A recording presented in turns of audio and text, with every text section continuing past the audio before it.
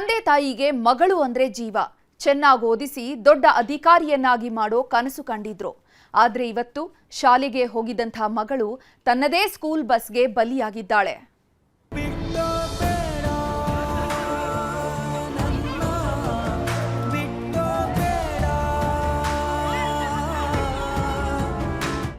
ಸಾಯುವ ವಯಸ್ಸು ಅಲ್ವೇ ಅಲ್ಲ. ಅಪ್ಪ ಅಮ್ಮನ ಮಡಿಲು ತೊರೆಯುವ ಮನಸ್ಸು ಆಕೆಗಿರ್ಲಿಲ್ಲ. ಇವತ್ತೇ ಕೊನೆ ದಿನ ಅನ್ನೋ ಸಣ್ಣ ಸುಳಿವು ಸಿಕ್ಕಿರ್ಲಿಲ್ಲ. ಅಮ್ಮ ಸ್ಕೂಲ್ಗೆ ಹೋಗಿ ಬರ್ತೀನಿ ಅಂತವಳು ಮನೆಗೆ ತೊರೆ ಹೆಣವಾಗಿದ್ದಾಳೆ. ನಗುಮೊಗದಲ್ಲೇ ಬಾಯ್ ಬಾಯ್ ಎಂದಾಕೆ ಸಾವಿನ ಕಥಾ ತಟ್ಟಿದ್ದಾಳೆ. ಕರುಣೆ ಇಲ್ಲದ ಜವರಾಯ ಪುಟ್ಟ ಬಾಲಕಿಯ ಬಾಳಲ್ಲಿ ಘೋರ ಆಟವಾಡಿದ್ದಾನೆ.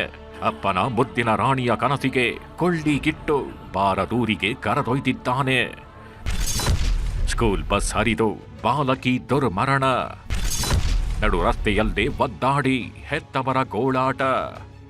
ವಿಧಿಯಾಟ ಅದೆಷ್ಟರ ಮಟ್ಟಿಗೆ ಘೋರವಾಗಿರುತ್ತೆ ಅನ್ನೋದಕ್ಕೆ ಈ ನತದೃಷ್ಟಿ ದುರಂತ ಅಂತ್ಯವೇ ಸಾಕ್ಷಿ ಕಂಡ್ರೆ.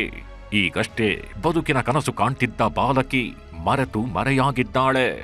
ವಿಧಿಯಾಟಕ್ಕೆ ಬಲಿಯಾದ ಈ ಬಾಲಕಿ ಹೆಸರು ಋತ್ವಿ ಅಂತ. ಜಸ್ಟ್ 8 ವರ್ಷ. ಬೀದರ್ನ ಗಡಿಕುಶನೂರು ಗ್ರಾಮದ ನಿವಾಸಿ. ಸುನಿಲ್ ಕುಮಾರ್ ಹಾಗೂ ರೇಣುಕಾ ದಂಪತಿಯ ಮುದ್ದಿನ ಮಗಳು.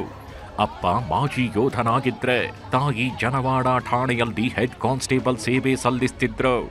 ಮಗಳನ್ನ ತಮಗಿಂತ ದೊಡ್ಡ ಸ್ಥಾನದಲ್ಲಿ ನೋಡುವ ಆಸೆಯ ಗೂಡನ್ನೇ ಕಟ್ಟಿದ್ರು. ಆದ್ರೆ ಮಗಳ ಮೇಲಿಟ್ಟಿದ್ದ ಬೆಟ್ಟದಷ್ಟು ಕನಸುಗಳು ನುಚ್ಚು ನೂರಾಗಿವೆ.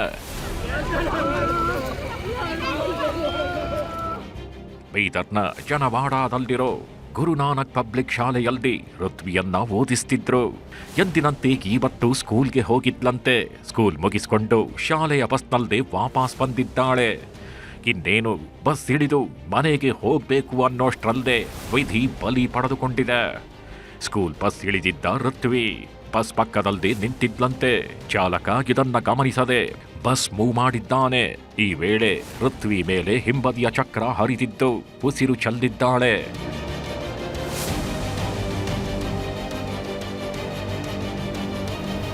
ಋತ್ವಿ ಮನೆಯ ಮುದ್ದಿನ ಮಗಳಾಗಿದ್ಲು. ಯಾವಾಗ ಆಕೆಯ ಜೀವ ಹೋಯ್ತು ಅಂತ ಗೊತ್ತಾಯ್ತು, ಕುಟುಂಬಸ್ಥರ ಆಕ್ರಂದನ ಮುಗಿಲು ಮುಟ್ಟಿದೆ. ಮೊಮ್ಮಗಳ ಶವ ಕಂಡ ತಾತನ ಗೋಳು ಎಂಥವರ ಮನಸ್ಸು ಮಮ್ಮಲ ಮರುಗುವಂತಿದೆ. ನಾನು ಬಿಟ್ಟೇ ಇರ್ತಿಲ್ಲ. ಅವ್ರ ಅವ್ವ ಅವರಪ್ಪ ತಿಳಿತಿಲ್ಲ. ಅವರು ಕರ್ಸ್ಬೇಕು ಅವರು ಬಾ ಅಂತ ಹೇಳಿ. ಅವ ಏನ್ ಕೇಳ್ತಾರ ಅವ್ರು ಊಟನ್ನು ಸ್ವಾಗತ ಮಾಡ್ತಿದಾನ.